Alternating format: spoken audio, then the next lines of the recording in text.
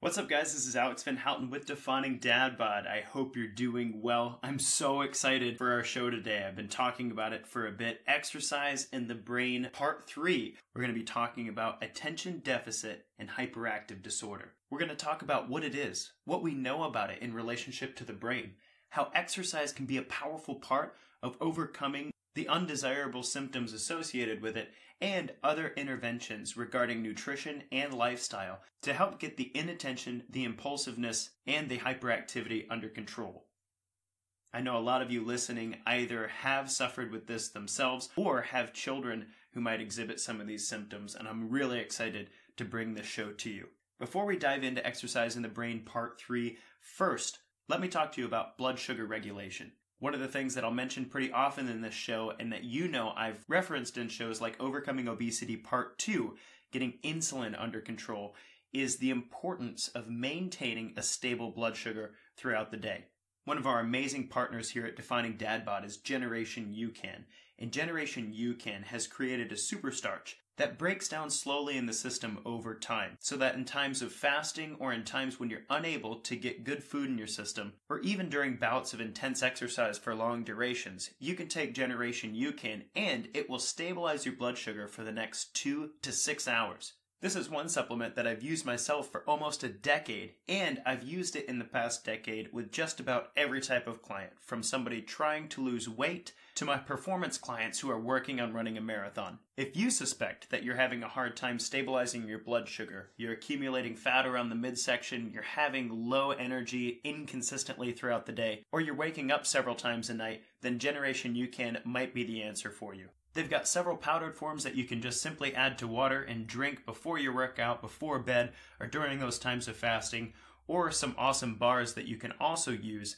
as a snack on the go. If you want to get connected with Generation UCAN, you can go to shop.generationyoucan.com/discount/dadbod to get 10% off your next purchase at Generation UCAN. That's shop.generationyoucan.com/discount/dadbod.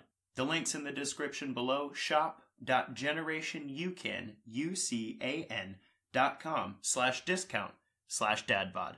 Let's get those blood sugars stabilized. And next, before Exercise in the Brain Part 3, I want to encourage you to go to our Patreon page for Defining Dad Bod. Patreon is where awesome people like yourself can get connected to more resources at Defining Dad Bod. It's also where you can become a patron and pledge your support for the growing movement.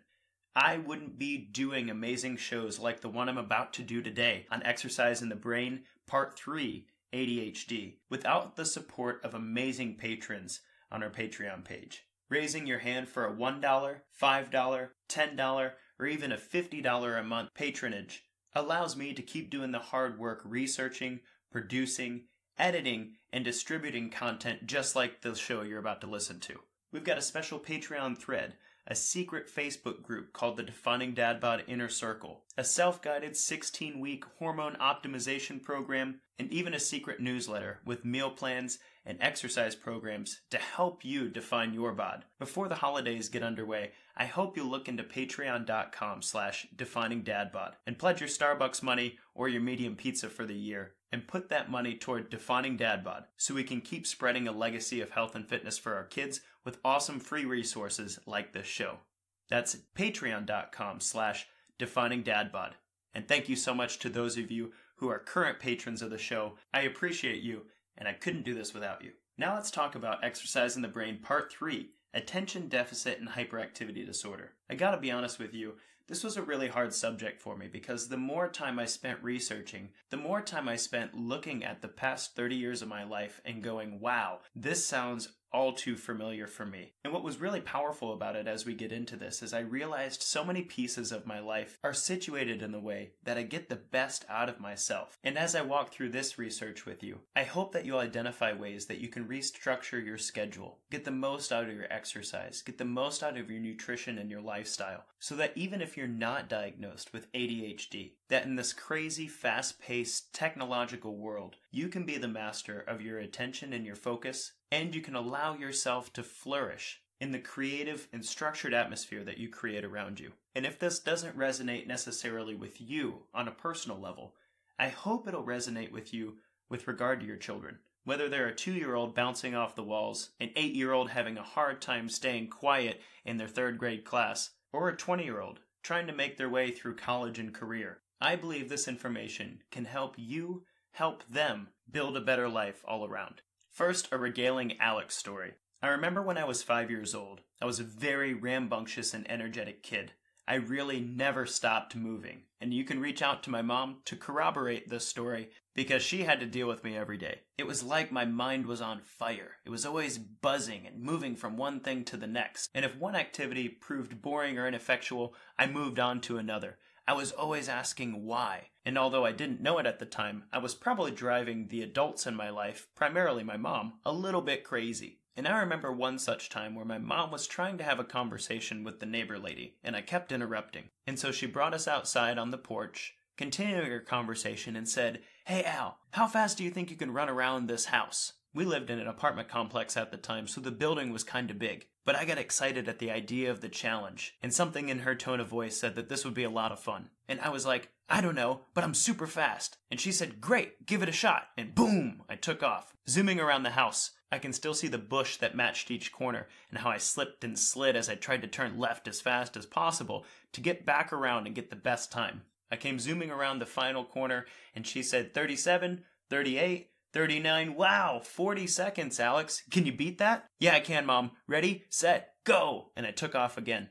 I must have done this 10 or so times, and honestly, I can't tell you if I actually ran around the apartment building in 40 seconds, or if my mom was just making it up. But either way, she got some uninterrupted time to talk to the neighbor gal, and I wore myself out. We went inside after that, had a sip of water and got a snack, and I'm sure had a great rest of the day.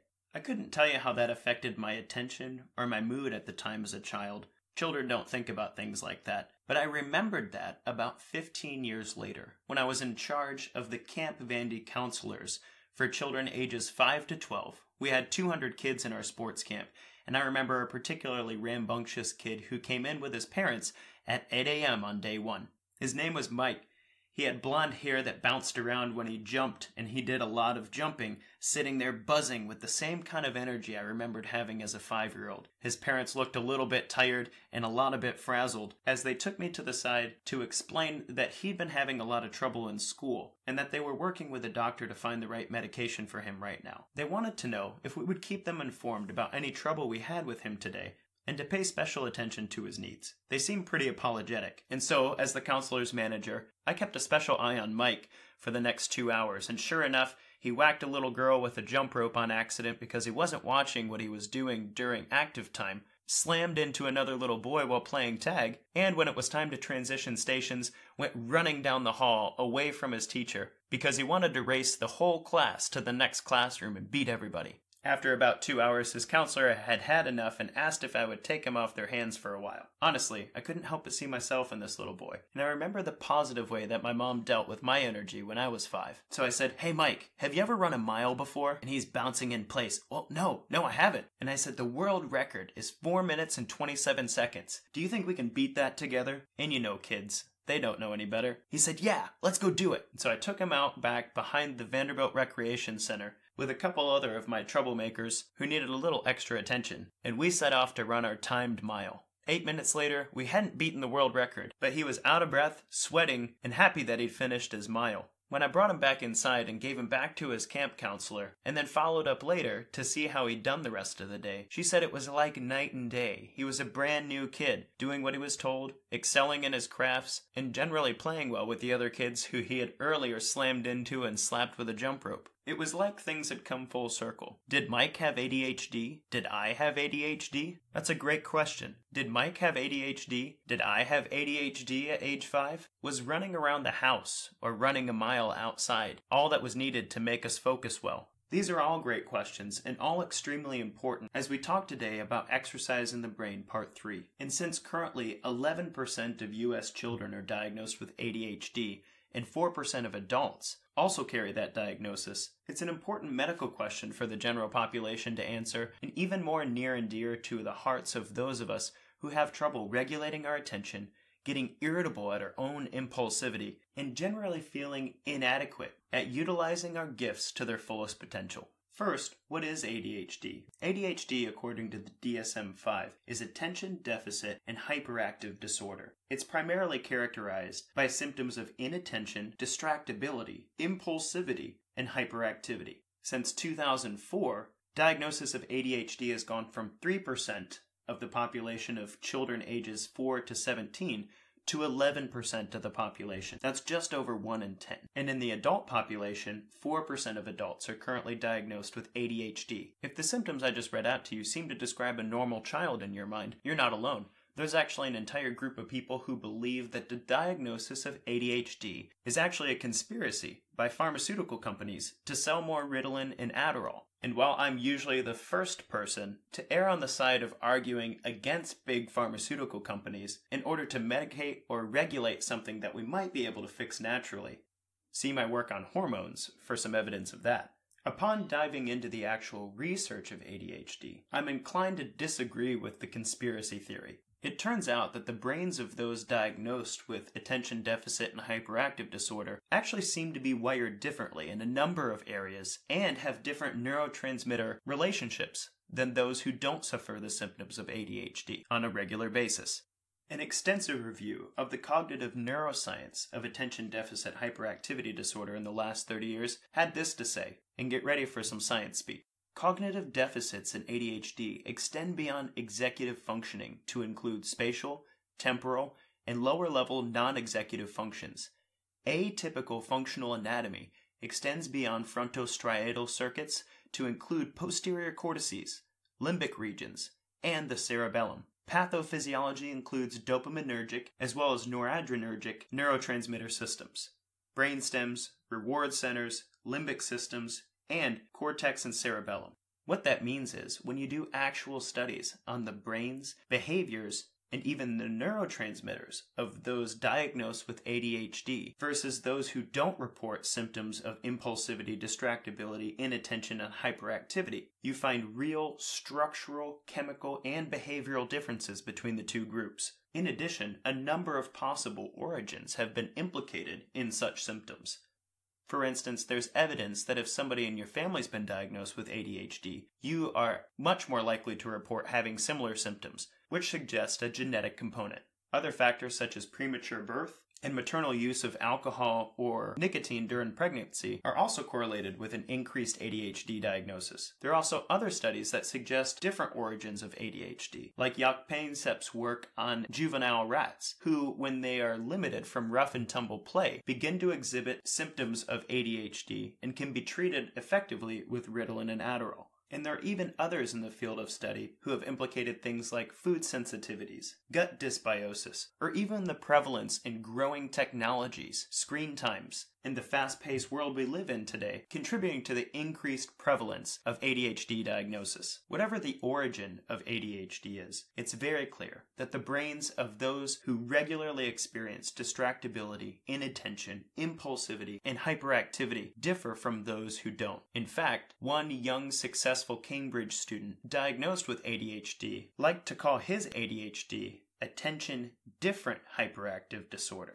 And while the possibility remains that perhaps people are a little too fast to make a diagnosis and throw legal amphetamines at the problem, the question I'd like to answer today is whether exercise, nutrition, and lifestyle could play a role in affecting the brain positive for those of us who might identify with the diagnosis attention different and hyperactive disorder. How can we live more positively and more productively? Are there ways that we can consciously make a choice about how we're going to regulate our exercise and how we're going to regulate our nutrition and our lifestyle to make the most out of the gifts that we've been given? And if possible, can we reduce or even avoid the side effects of drugs like Adderall and Ritalin that include dizziness, restlessness, headaches, stomach aches, trouble sleeping, dry mouth, and in extreme cases where amphetamines are used by individuals predisposed to higher blood pressure situations, intracerebral hemorrhages, or brain bleeds, a side effect of Adderall and Ritalin that has been on the rise in young adults who are consuming those drugs in order to mitigate the inattention, hyperactivity, and impulsivity they've experienced? I think the answer is yes. I think based on what I've found from the research perspective and what I've found in my own and many clients' lives that I've worked with in the past, is that exercise can have a profound positive effect on those who experience the symptoms associated with ADHD. Similarly, there are some other promising interventions that I want to make sure to mention today that could result in a better life and a greater unleashing of a more conscious, more energetic, and more fulfilled version of yourself and your kids. First, let's talk about exercise. Does exercise help the symptoms associated with ADHD? The answer is a resounding yes. First up is the evidence that school districts who increase their recess time also see a subsequent increase in grades. One school district in Texas actually increased the amount of recess time to 3 45-minute sessions per day. You'd think that more time spent playing on the playground would actually reduce grade performance in the school. I mean, there's only so much time in a week, right? This particular school district in Texas saw a significant improvement in performance on state tests, as well as individual teacher-reported performances and grades. The take-home message seems to be that the more active children are, the better they do in school. Similarly, another study found that ADHD children who engaged in martial arts 3 days a week saw a self-reported decrease in symptoms and improved social interaction as reported by their parents and teachers. And even more acutely, adults with ADHD perform better at tasks of attention and cognitive focus following a bout of 30 minutes of high-intensity training. This is just a taste of some of the research done around exercise and ADHD. If you care to read through all of it, I'll paste the link in the description below for you. But the vast majority of research done correlating the reduction of ADHD symptoms with regard to pursuing exercise is loud and clear. Exercise helps inattention, impulsiveness, distractibility, and hyperactivity, both in children and young adults. How might that work? Well, one of the things that we've observed in the brains of those diagnosed with ADHD is a lower sensitivity to dopamine and norepinephrine. Those are two neurotransmitters that regulate attention in the reward centers of the brain. High-intensity exercise, especially of aerobic nature, increase a compound in the body called catecholamines. Catecholamines naturally increase the levels of dopamine and norepinephrine in the brain, and therefore, in the increased levels of dopamine and norepinephrine, allow those with ADHD to focus intently. Additionally, those with ADHD have been observed to have abnormal function in their cerebellum. The cerebellum is the center of the brain that controls motor function, and studies have shown that the maturity of the cells in the cerebellum regulate the ability to inhibit impulsive actions. In one study, children with ADHD were compared with children who weren't diagnosed with ADHD. The researchers asked them to perform a task with their right hand and then videoed the performance of that task. The researchers then counted how many times the children moved their left hand involuntarily in conjunction with the task they were asked to perform. For instance, please stack these blocks with your right hand. And then over the course of a few minutes, they counted the number of actions that they performed with their left hand involuntarily. What they found is that the children with ADHD performed 3 times or more actions with their left hand involuntarily while they were performing actions with their right hand voluntarily. And researchers concluded that there was a subconscious inability of those with ADHD to regulate the hyperactivity of the cerebellum. If you caught our episode on exercise in the brain part 1, you know that engaging in exercise like resistance training or martial arts or yoga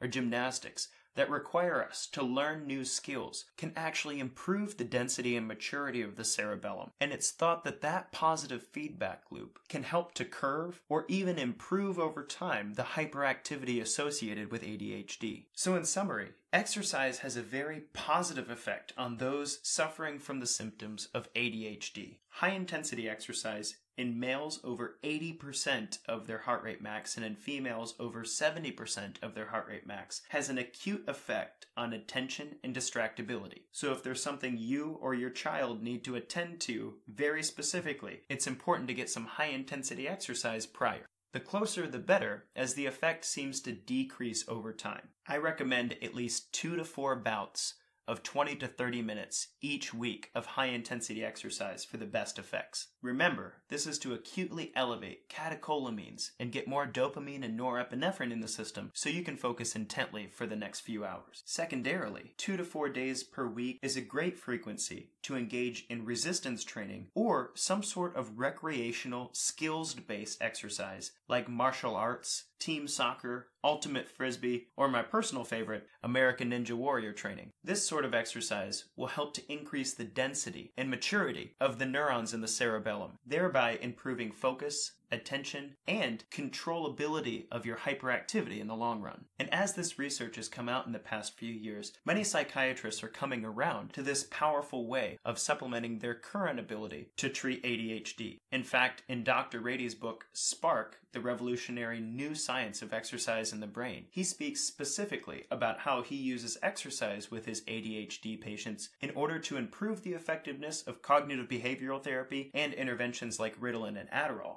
even to the point where he's able to reduce the medications significantly, if not altogether, over time. So if you or somebody you know is suffering from inattention, impulsivity, hyperactivity, and or distractibility, it's time to use a combination of resistance training and high-intensity training to get those symptoms under control and improve over time. Well, exercise is all well and good, Alex, I can hear you saying. Are there other interventions that we can use to improve our focus and our attention? Well, heck yeah, I'm glad you asked.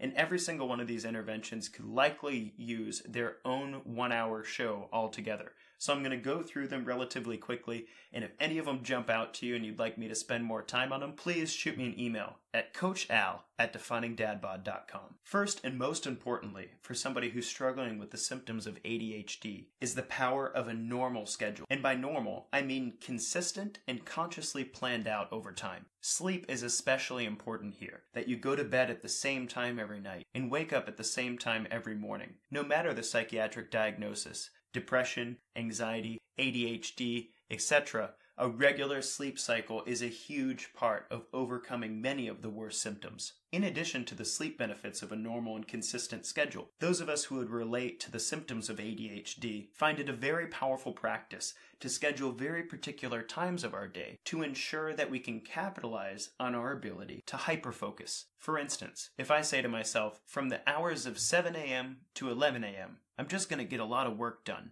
That's not a very effective strategy for me. But if I spend 5 minutes to prioritize the most important parts of my morning and say specifically from 7 to 8 a.m., I'm going to work on this thing, the thing that's the hardest but most important thing that I accomplished today. And then from 8 to 9, I'm going to work on this thing, the most important thing that I accomplished today. Then I'm going to take a break for 15 minutes and reward myself, and then I'm going to move on to the rest of the work that I'd like to do today. A consistent and structured schedule is a very important and powerful part of those of us who identify with ADHD to get productive things done. Because as much as we might be attention different, we also have the superpower of hyper-focusing when we find something really interesting or important. And so a consistent schedule can help us to make the most out of that superpower. The next most important thing you can do to curb your symptoms of ADHD, either for yourself or your kids, is to balance your blood sugar. Now, I have an entire show on the insulin system. That show is called Overcoming Obesity Part 2.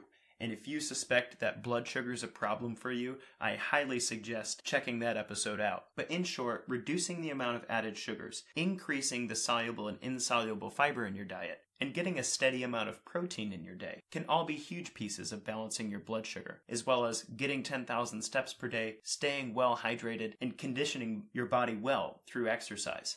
Balanced blood sugar avoids the highs and the lows that severely impede your ability to regulate your attention. If you want to help ADHD, balance your blood sugar. Third is a concept that I like to call modified meditation. Meditation has been shown in a number of studies to help our ability to control our own thoughts, or as the scientists like to say it, give executive functioning a greater swath in the brain itself. However, if you have ADHD or identify with these symptoms, you know that sitting all alone in a dark room is just a recipe for your mind to run wild. It's not actually helping your focus at all. And so for me, I've adopted this concept of modified meditation, embodying the spirit of activities that help me to focus on one item, emphasizing the application of activities that help me to focus my energy. My two favorites are a very light run and journaling. I really enjoy running as a form of exercise, but when I slow it way down and turn on some non-vocal music, I can exercise in those very low intensity zones for 30 to 60 minutes. And I find that the movement and the music, coupled with the actual intent to focus my mind on a problem,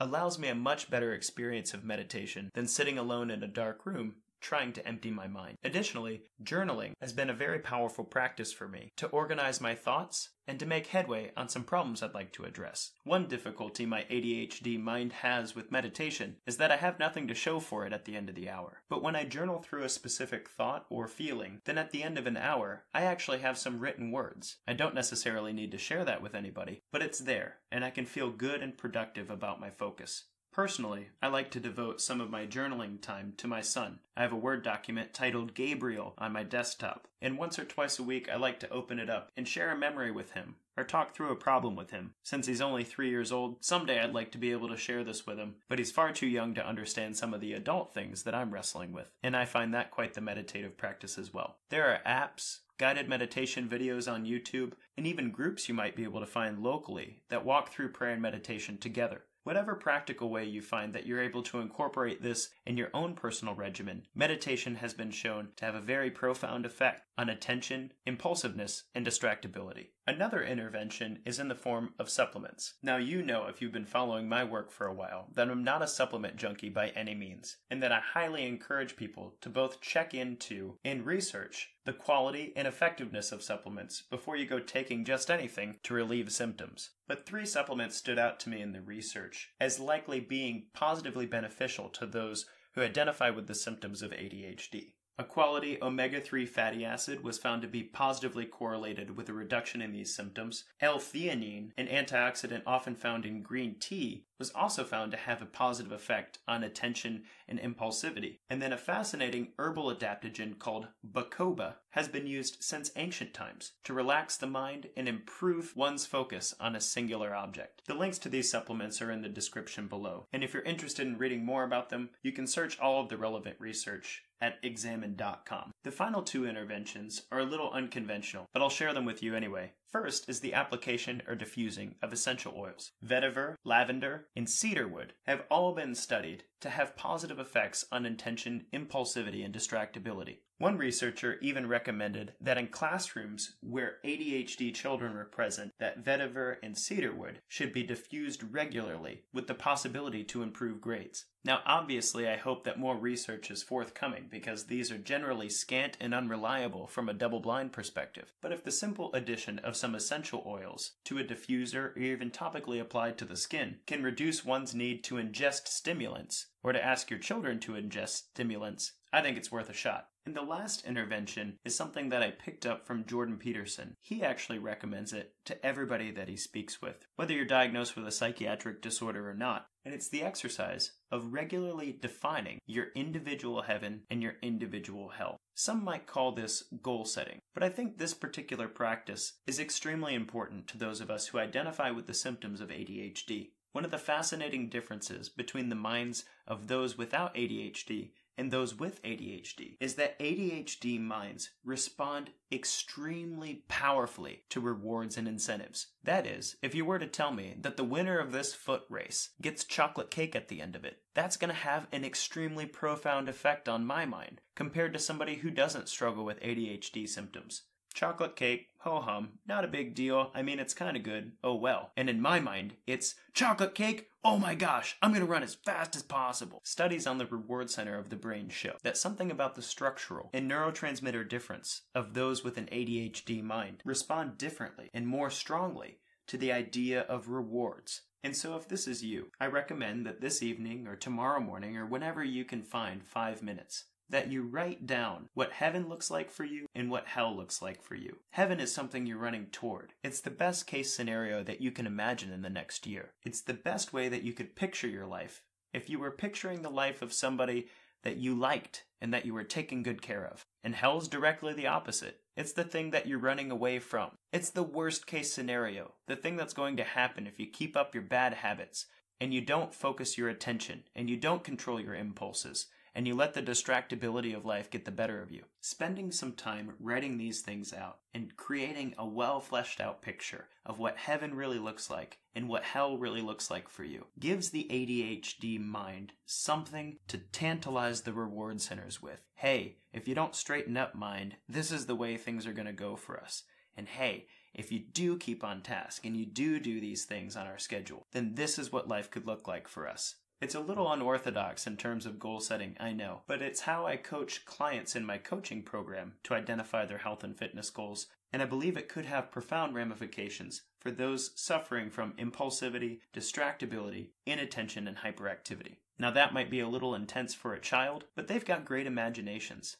You could end each day with the simple exercise of saying, what's the best thing that could happen tomorrow for you? And then asking them, what's the worst thing that could happen for you tomorrow? And leading them through how they might plan their day around making the best happen and staying away from the worst things. And ADHD or not, I'm inclined to think that could be a powerful practice for any child. But don't take my word for it, give it a shot. And so there you have it. Exercise in the Brain Part 3. How exercise does affect attention deficit and hyperactive disorder, or as we called it here, attention different and hyperactive disorder. Wherever the symptoms of ADHD come from, it's important that those of us who identify either ourselves or our children as struggling with distractibility, inattention, impulsivity, and hyperactivity, that we learn how to utilize nutrition, lifestyle, and exercise to get the best out of ourselves, and if possible, reduce the need for medication of stimulants like Adderall and Riddled that haven't been studied for the long term and create some really frustrating side effects for us.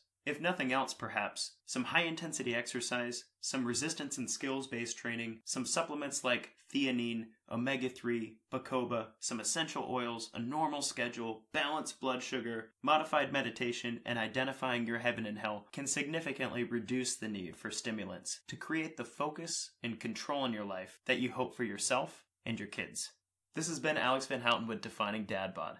Now that I've focused really hard for the past hour, I'm going to reward myself with some Gabriel playtime. Until next time, guys, kick butt, take names.